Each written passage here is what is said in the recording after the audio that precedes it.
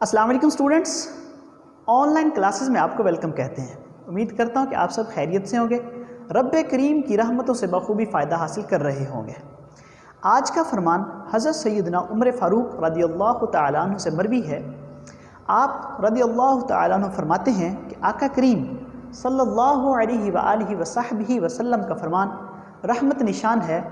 आप सल्लल्लाहु अलैहि वसल्लम ने फरमाया, रमज़ानुल मुबारक में अल्लाह अज़्ज़ा वजल का ज़िक्र करने वाले को बख्श दिया जाता है। और फिर फरमाया, इस माह में अल्लाह अज़्ज़ा वजल से मांगने वाला महरूम नहीं रहता। डियर स्टूडेंट्स, आपने इस हदीस मुबारक में सुना कि रमज़ान मुबारक में जो भी अल्लाह का ज़िक्र करता है उसे बख्श दिया जाता है। तो जितना हो सके ज़्यादा से ज़्यादा अल्लाह अज़्ज़ा वजल का ज़िक्र करें। इसी तरह अल्लाह अज़्ज़ा वजल से अपनी जायज़ और अच्छी ख्वाहिशात का इजहार करें। इंशाअल्लाह आपकी तमाम ख्वाहिशात और जायज़ इजहार या जायज़ दुआओं को ज़रूर पूरा किया जाएगा। अल्लाह से दुआ है अल्लाह अज़्ज़ा वजल मुझे और आपको सही मायनों में रमज़ान मुबारक की एहतराम करने की तौफ़ीक अता फ़रमाए और ज़्यादा से ज़्यादा अपनी बारगाह में झुकने की तौफ़ीक अता फ़रमाए। जज़ाकल्लाह। अब हम डिस्कस करते हैं अपने लेक्चर को। आज के लेक्चर में बेसिकली हम डिस्कस करने वाले हैं इक्विवेलेंट कपल्स और composition of couple. Dear student, अगर आपने बेसिकली हम इक्विवेलेंट ऑफ कपल्स का भी एक थ्योरम करेंगे और कंपोजिशन ऑफ कपल या कंपोजिशन ऑफ कपल का हम थ्योरम जस्ट करेंगे। ये इंपॉर्टेंट थ्योरम है दोनों। अगर आपने इक्विवेलेंट ऑफ कपल को समझना है तो आपको ज़रूरी है कि आप मेरे प्रीवियस लेक्चर को सुन लें। प्रीवियस लेक्चर में हमने क्या डिस्कस किया था? जो कुछ हमने प्रीवियस लेक्चर में डियर स्टूडेंट्स डिस्कस किया था वही हमारे पास आज के लेक्चर में रिपीट होगा। सो हमारा प्रीवियस लेक्चर क्या था? अगर किसी ने नहीं सुना तो मेरा लेक्चर नंबर 11 कंपोजिशन कपल और मूवमेंट ऑफ कपल या expression for movement of couple को ज़रूर सुन लें। मैं रिवाइज करवा देता हूँ, लेकिन अगर आपको डिटेल से समझना है तो वो प्रीवियस लेक्चर लाजिम सुनना होगा। कंपोजिशन ऑफ कपल क्या था? कपल बेसिकली अगर दो फोर्सेस जिनकी मिकदार सेम हो, यानी कि equal magnitude, like parallel forces opposite direction में किसी भी ऑब्जेक्ट पर एक्ट करती हैं डिफरेंट पॉइंट्स पर, हम उन फोर्सेस को कपल का नाम देते हैं। ओके डियर स्टूडेंट्स, और मूवमेंट ऑफ कपल हमने फाइंड आउट किया था कि कपल के साथ उसका मूवमेंट ऑफ आर्म के साथ मल्टीप्लिकेशन प्लस कपल, यानी कि कपल की जो दो फोर्सेज होती हैं, एक फोर्स को मूवमेंट ऑफ आर्म के साथ मल्टीप्लाई करवाया था, इसी तरह क्रॉस प्लस की फॉर्म में दूसरी फोर्स को मूवमेंट ऑफ आर्म के साथ मल्टीप्लाई करवाया था, तो हमारे पास मूवमेंट ऑफ कंप्लीट कपल आ गया था, जो कि हमारे पास F क्रॉस D की फॉर्म में या P क्रॉस D की फॉर्म में या PD की फॉर्म में magnitude of movement of couple आया था। अगर किसी को मेरी बात ये समझ नहीं आई तो उसके लिए लाजिम है कि वो मेरे प्रीवियस लेक्चर को सुन लें। आज हम डिस्कस करने वाले हैं equivalent of couple.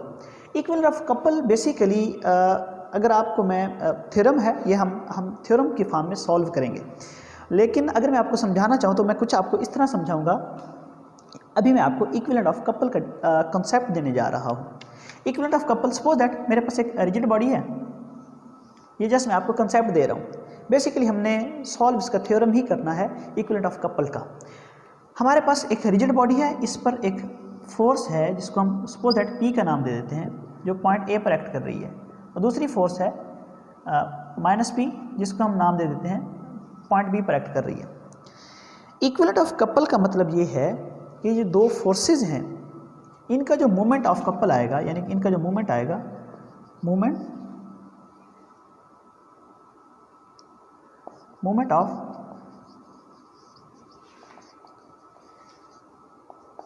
Magnitude of couple जो होगा, यानी P माइनस P का जो मैग्नीट्यूड होगा ये इक्वल आना चाहिए।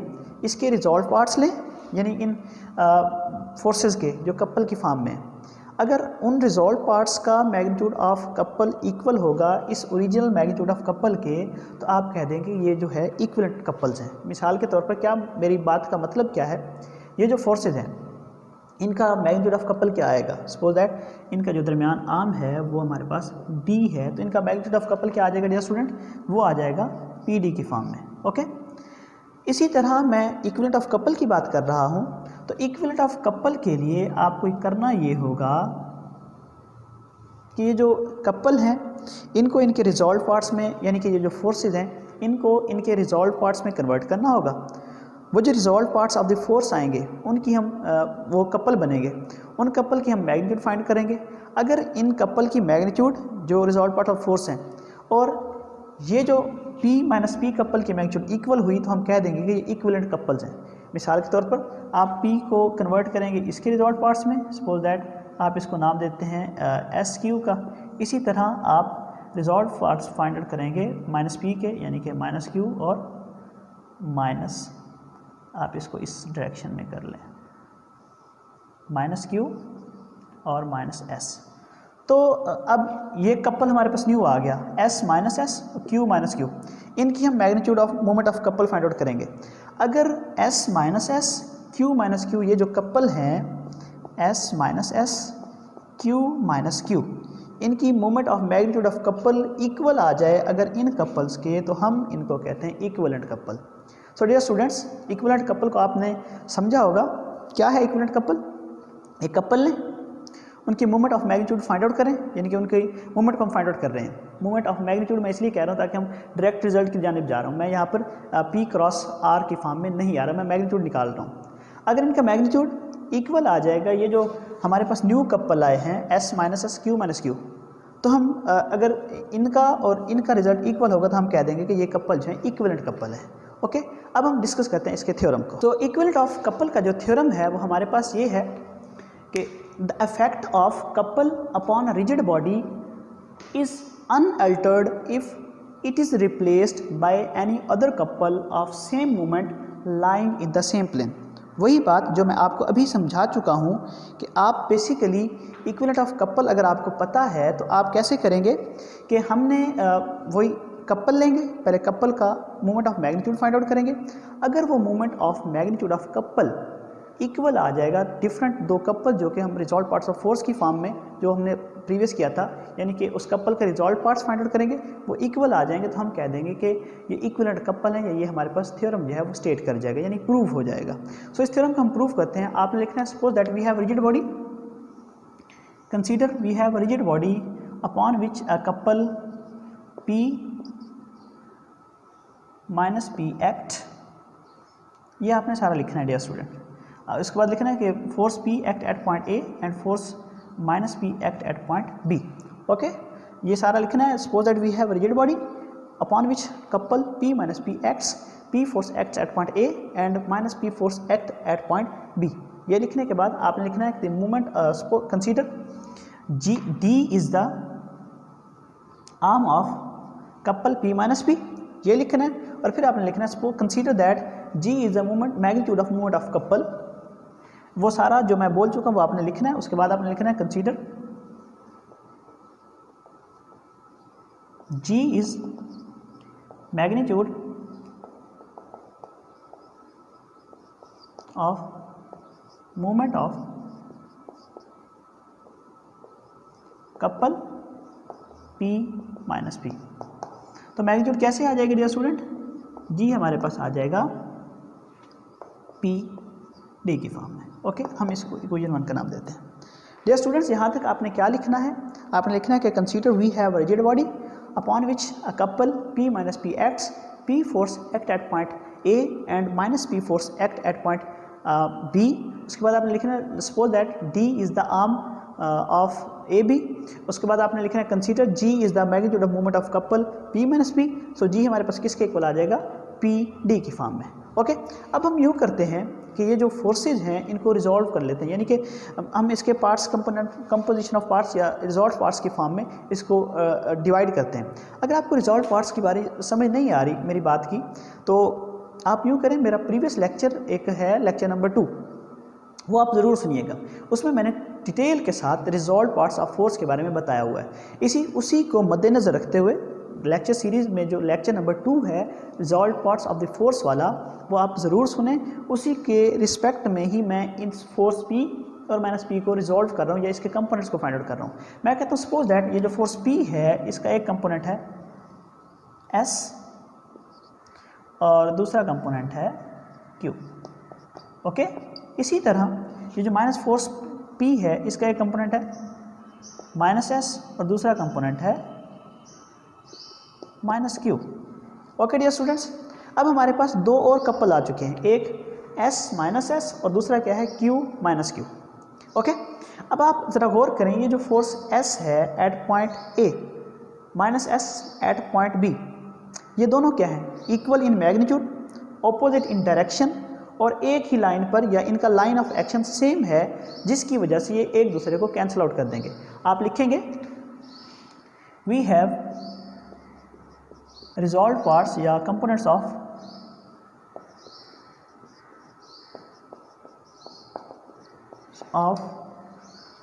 Force P as S and Q. Similarly,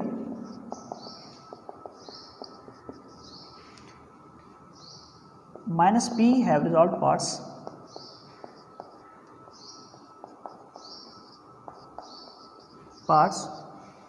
minus S and minus Q. Okay dear student, यहाँ तक लिखने के बाद आप लिखेंगे point force S through point force S through point या from point A and force minus S through point B having same magnitude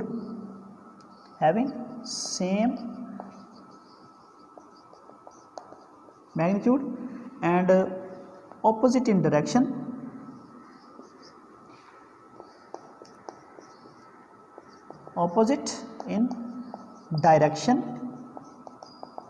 and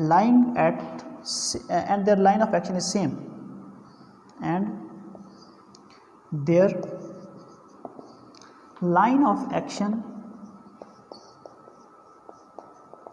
is same. Due to this, they cancel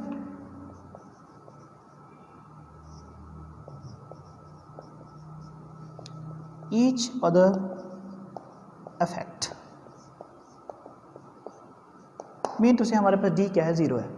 दोबारा सुन लें, मैंने ये लिखा है कि हमारे पास ये जो फोर्स P है इसके दो रिजॉल्व पार्ट्स हैं, ये दो कंपोनेंट्स हैं, एक S और Q। इसी तरह जो हमारे पास माइनस P है इसके दो कंपोनेंट हैं, माइनस S और माइनस Q। अब ये जो पॉइंट A से फोर्स कंपोनेंट S है और पॉइंट B से कंपोनेंट माइनस S है, ये इक्वल इन मैग्नीट्यूड है, ऑपोजिट डायरेक्शन में है और सेम इनका लाइन ऑफ एक्शन सेम है। इसकी वजह से ये दोनों फोर्सेस एक दूसरे को इफेक्ट को कैंसिल आउट कर देंगी, यानी हमारे पास इनका जो D है वो क्या आ जाएगा? 0 के इक्वल आ जाएगा, यानी ये हमारे पास कपल नहीं बने। इसी तरह हमारे पास दूसरे क्या है? सो Q force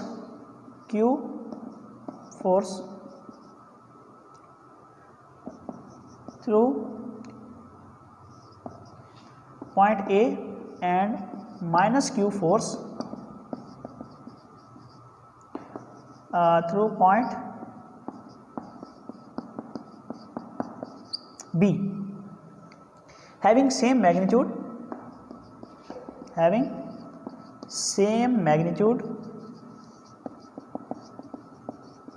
and opposite in direction and their line of action is different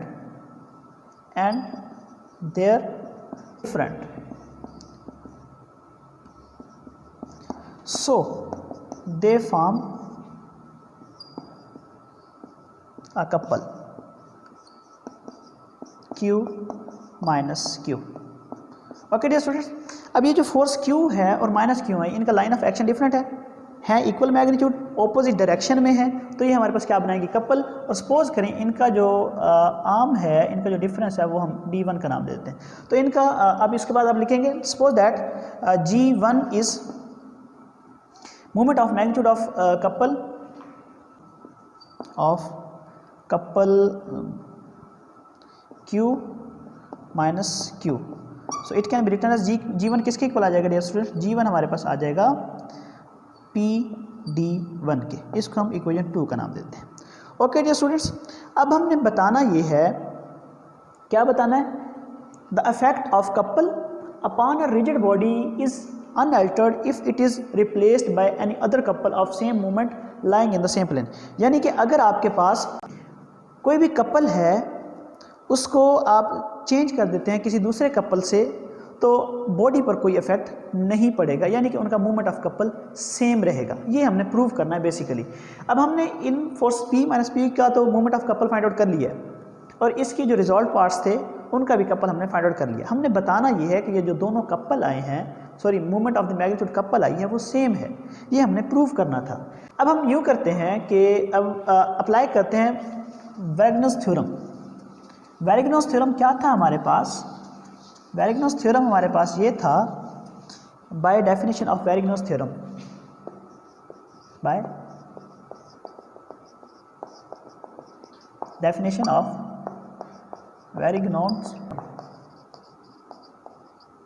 Wegener's theorem क्या था? अगर आपको वैगनस थ्योरम का पता नहीं है तो फिर आप कोशिश करें कि मेरा वैगनस थ्योरम का लेक्चर जो है वो ज़रूर सुनें। अगर आप वैगनस थ्योरम के लेक्चर को सुन लेंगे तो आपका फ़ायदा ही होगा और आप उसको ज़रूर सुनिए, उसके बाद आपको इस बात की समझ आएगी। वैगनस थ्योरम हमारे पास क्या था? वैगनस थ्योरम हमारे पास ये था कि movement of resultant of forces is equal to movement of all forces के। अगर आपको मेरी बात ये समझ नहीं आई तो आपको मेरा वैगनस थ्योरम का लेक्चर भी सुनना होगा। ओके, तो बाय अप्लाइंग वैगनस थ्योरम या by definition of Varignon's theorem क्या होगा? ये जो movement of couple, magnitude of movement of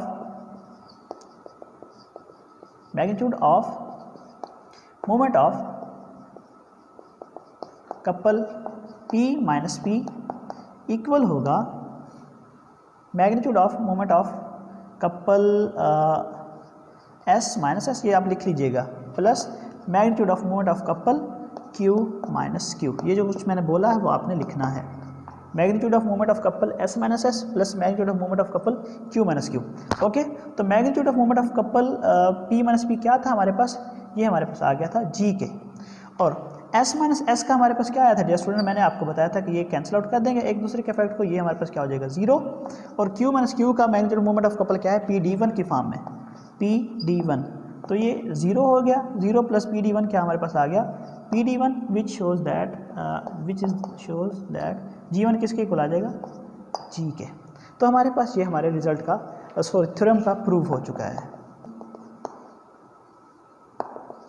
required proof. अब हम डिस्कस करते हैं कंपोजिशन ऑफ कपल। अगर आप dear students composition of couple को डिस्कस करना चाहते हैं तो उसके लिए आपको पहले कंपोजिशन ऑफ फोर्सेस को समझना ज़रूरी होगा। कंपोजिशन ऑफ फोर्स हमारे पास क्या था? मैंने आपको ये टॉपिक स्टार्ट में करवाया हुआ है। What is composition of force?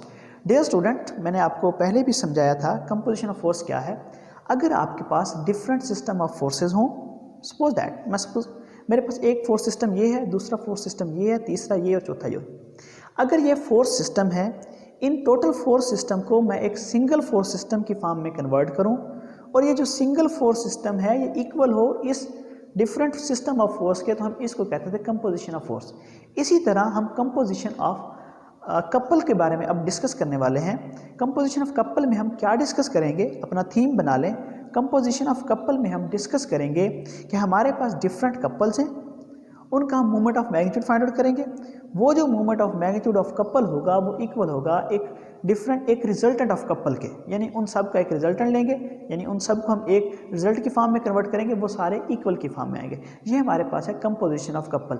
अगर आपको मेरी बात अभी भी समझ नहीं आई तो आपको पहले मेरा previous lecture composition of forces सुनना होगा, जो कि लेक्चर नंबर 2 है और इसका लिंक डिस्क्रिप्शन में दिया गया है। अब हम डिस्कस करते हैं theorem of composition of couple. हमारे पास ये थ्योरम क्या स्टेट करता है? कहता है prove that n coplanar couples of movement, जिनकी जो मूवमेंट ऑफ आर्म है या सॉरी जो मूवमेंट मैग्नीट्यूड ऑफ मूवमेंट है वो G1, G2, G3 so on Gn है, are equivalent to a single couple lying in the same plane whose movement G is given by G is equal to G1 plus G2 plus G3 plus so on Gn की form में। यानी कि dear students, हमने करना ये है कि हम एक सिस्टम लेंगे, सॉरी रिजिड बॉडी लेंगे, उसमें हम डिफरेंट कपल्स लेंगे जो कि एक ही प्लेन में लाई कर रहे होंगे। उनकी जो magnitude of movement of couple आएगी वो इक्वल होगी एक रिजल्टेंट ऑफ कपल के, जो कि उसी प्लेन में ही लाई करेगा। ये हमारा आज का टास्क है। सो इसका प्रूफ करते हैं। कंसीडरिंग हमारे पास एक रिजिड बॉडी है, उस पर डिफरेंट कपल्स अप्लाई कर रहे हैं। Suppose that P1 minus P1, इसी तरह P2 minus P2, P3 minus P3, so on Pn minus Pn। Okay dear student, अब आपने क्या लिखना है? आपने लिखना है consider we have coplanar couple P1 minus P1, P2 minus P2, so on Pn minus Pn। Okay dear students, हमने लिखा consider we have coplanar couple P1 minus P1, P2 minus P2, so on Pn minus Pn। Coplanar का मतलब है ये जो सारे couple हैं एक प्लेन में लाई कर रहे हैं। ओके, अब हम सपोज करते हैं लेट इनका जो मोमेंट आर्म है वो d के इक्वल है। हम यूँ कह देते हैं कि इन सब का जो डिफरेंस है या जो आर्म है वो d के इक्वल है। Let d be the arm of couple, coplanar couple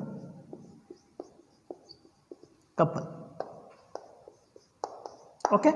अब हम सपोज करते हैं कि G1, G2, G3 so on Gn जो है वो हमारे पास magnitude of moment of couple है। Suppose that let G1, G2 so on Gn be the magnitude of moment of couple। Suppose क्या G1, G2, G3 so on Gn हमारे पास magnitude of moment of couple है, तो हम magnitude of moment of couple को dear student कैसे लिखेंगे? हम लिख सकते हैं G1 is equal to P1D, इसी तरह G2 को क्या लिख सकते हैं P2D, इसी तरह G3 को क्या लिख सकते हैं P3D, सो ऑन Gn को क्या लिख सकते हैं PND। हम इसको कह देते हैं इक्वेशन नंबर 1 का नाम।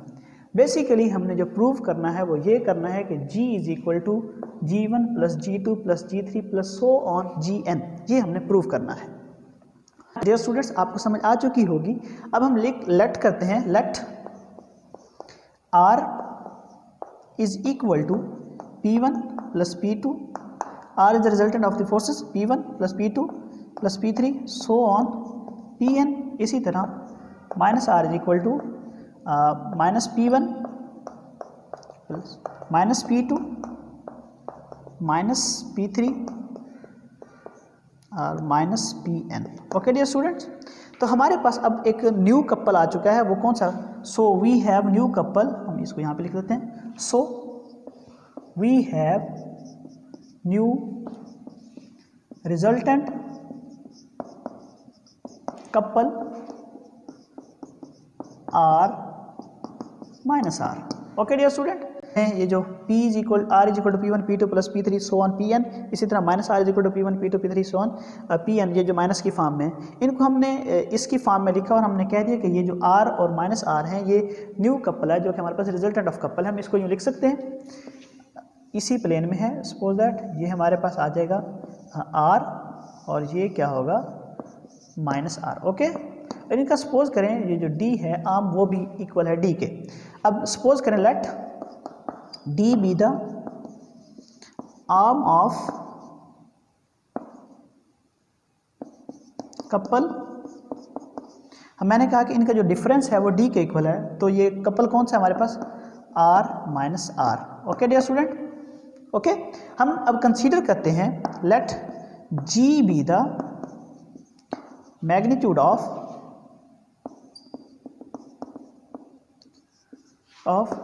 Moment of couple R minus R। Okay, तो हमारे पास ये किसके इक्वल आ जाएगा? G इक्वल आ जाएगा R D की फॉर्म में। ओके डियर स्टूडेंट, ओके यहाँ तक आपको पता चल गया है। हम इसको कह देते हैं इक्वेशन नंबर, इसको कहते हैं इक्वेशन 2, इसको कह देते हैं equation number 3। Okay dear student, अब ये जो R है ये किसके इक्वल था? R हमारे पास इक्वल है P1 plus P2 plus P3 so on Pn के इक्वल है। तो मैं इसको यहाँ पर लिखने लगा हूँ, यहाँ पर